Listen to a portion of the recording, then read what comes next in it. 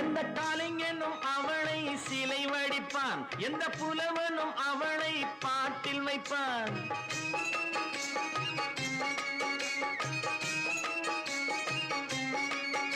எந்த கலைஞனும் அவளை சிலை வடிப்பான், எந்த புலவனும் அவளை பாட்டில் வைப்பான். அந்த இயற்கையும் அவள் மேல் காதல் கொள்ளும், அவள் நினைவாலே என் காலம் செல்லும். நான் பார்த்ததிலே அவள் ஒருத்தியை தான் நல்ல அழகி என்பேன், நல்ல அழகி என்பேன்.